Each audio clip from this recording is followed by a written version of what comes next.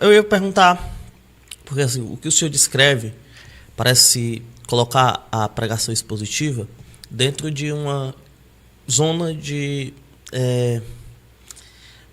se torna um elemento inegociável. É assim que a gente deve entender a pregação expositiva? Ou ela é uma opção, por exemplo, majoritária?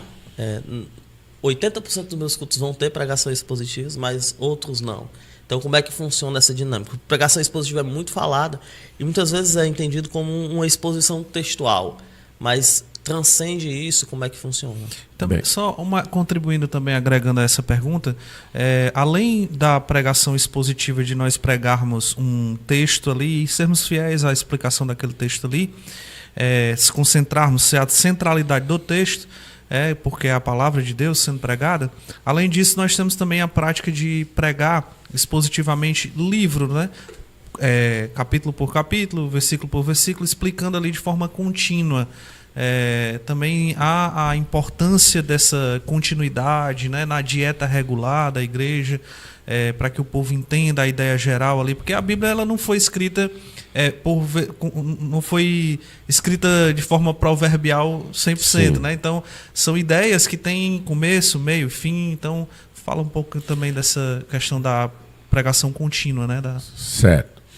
Primeiro, a pregação expositiva é inegociável. Agora eu vou explicar os tipos de pregação expositiva. Não só tem um tipo de pregação expositiva. Agora, a pregação expositiva, na questão da filosofia, ela é inegociável. Porque se a igreja não expõe o que Deus diz, ela vai expor o que homens dizem.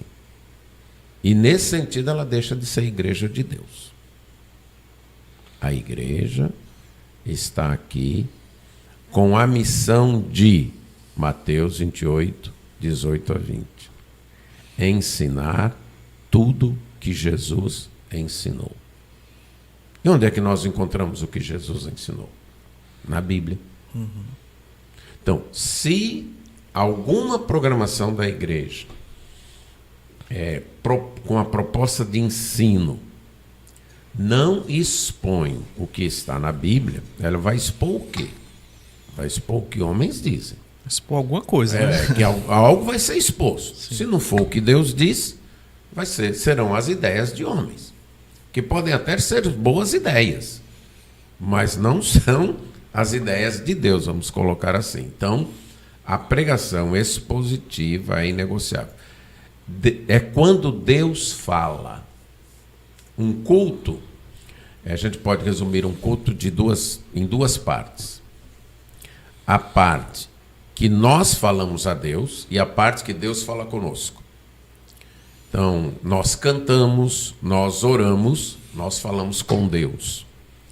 E Deus fala conosco através da sua palavra, inclusive através de um cântico, através de um testemunho e através da exposição da Bíblia, das ideias bíblicas.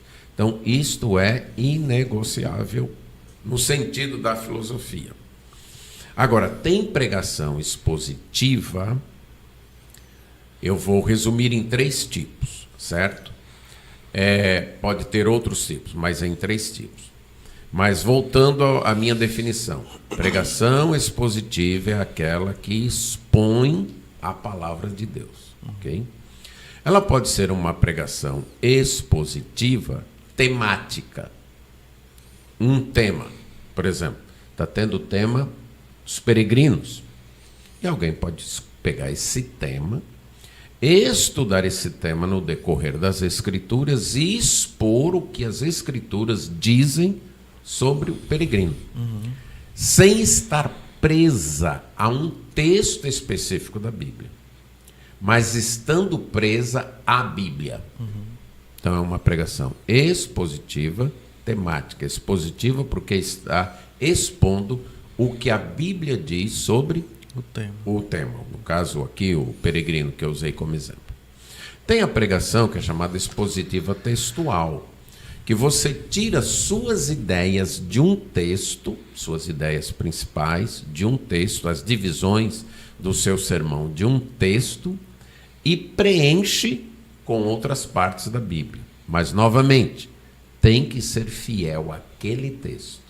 O texto não pode ser usado como pretexto.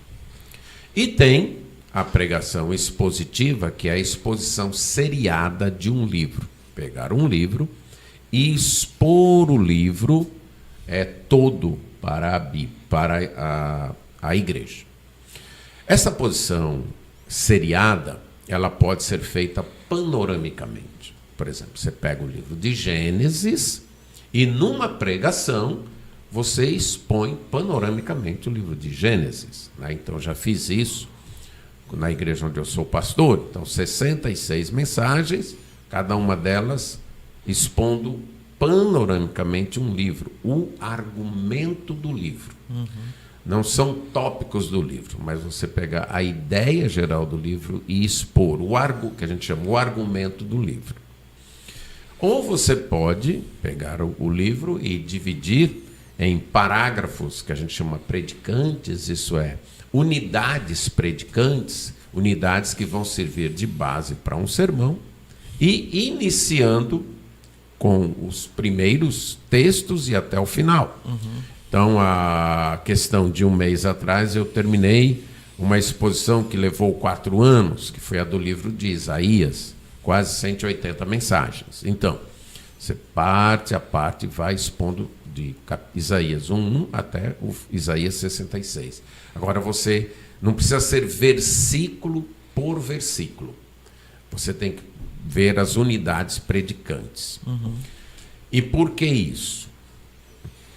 Quando a Bíblia foi originalmente escrita, ela não estava dividida em capítulos e versículos. Os livros eram em formas de rolo, escritos em colunas. Você tinha um livro da Bíblia que estava em capítulos, que era o livro de Salmos, que ali cada salmo é uma unidade, mas todos os livros não tinham essa divisão. Como que surgiu a divisão em capítulos e versículos? Já no período pós-igreja, aí em torno do 2º século, foi descoberto ou foi inventado uma outra maneira de organizar os livros. Então, os livros eram em rolos, como eu disse, né? Escrito em pergaminhos, escrito em papiros, mas em rolo. E você imagina aí que, na época, nem todo mundo tinha a Bíblia toda, mas se alguém tivesse a Bíblia toda e quisesse levar para a igreja, ele precisaria talvez de um carrinho de mão. 66 rolos. Né? 66 rolos para levar. Alguém teve a ideia de cortar as colunas dos rolos e encaderná-las, costurar, formando o que veio a ser o avô do que hoje nós chamamos livro. Eram grandes, um tanto pesados, eram os chamados códices. Mas ficavam juntos. Pronto, agora alguém poderia ter toda a Bíblia num único volume. Isso, então, ajudou muito. Alguns estudiosos comparam esta invenção em termos de tornar a Bíblia acessível, comparam, respeitadas as devidas proporções, à internet hoje, certo? Tal o impacto que ela causou. E os cristãos foram os primeiros a fazer uso disso, dessa inovação, algo novo. Religiões mais antigas tiveram problemas com isso, mas o cristianismo foi o primeiro.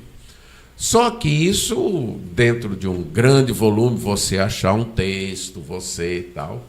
Aí, mais ou menos 1000 anos depois, alguém teve a ideia de dividir a Bíblia em capítulos. E uns 300 a 400 anos depois, ainda alguém teve a ideia de dividi-la em versículos.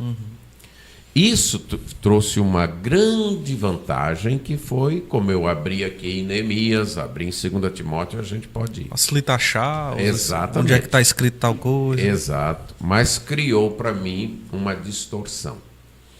A Bíblia passou a ser lida fragmentariamente. A Bíblia é uma narrativa. Ela começa com a criação dos céus e da terra e termina com a criação de novos céus e nova terra. A Bíblia conta uma história. com início, meio e fim. Quando se lê a Bíblia fragmentariamente, você perde esse que deve ser o contexto maior. O contexto maior da Bíblia. Que é essa história, a história da redenção, a história de por que Deus, tendo criado os céus e terra, tornou-se necessário a criação de novos céus e nova terra. O que aconteceu com aquela primeira criação que vai levar Deus a fazer uma nova criação? Pronto, a Bíblia conta essa história de como Deus está agindo para restaurar sua criação que caiu em pecado. Esse é o argumento maior da Bíblia, a história da redenção. De como Deus, por amor à sua própria glória, está agindo graciosamente para restaurar sua criação e salvar o seu povo. Pronto. Então, todo texto bíblico deve ser interpretado dentro desse contexto. E cada livro tem o seu local de encaixe dentro desse contexto. Então, quando eu pego um livro e vou expor o livro dentro das unidades predicantes, não necessariamente versículo por versículo, porque, como eu já disse, a divisão em versículos foi posterior, mas vendo essa unidade aqui, começa onde e termina onde dentro do livro, e expõe uma unidade, eu estou respeitando o texto bíblico. A pregação expositiva, então, ela tem que ter esse respeito, que eu vou chamar de textual, respeito pela unidade do texto. Ela tem que ter respeito pela gramática, no sentido de entender o significado das palavras dentro daquele contexto. Deus escolheu nos dar a sua revelação numa linguagem escrita, gramaticada, que as palavras têm sentido. Tem o seu sentido etimológico, tem o seu sentido sintático, o seu sentido dentro daquela frase. Então nós temos que, além desse respeito textual pela unidade, cada pedaço, onde ele começa, onde ele termina, conforme as diretrizes e dicas de cada autor, eu entender o que as palavras, dentro desse texto, significam.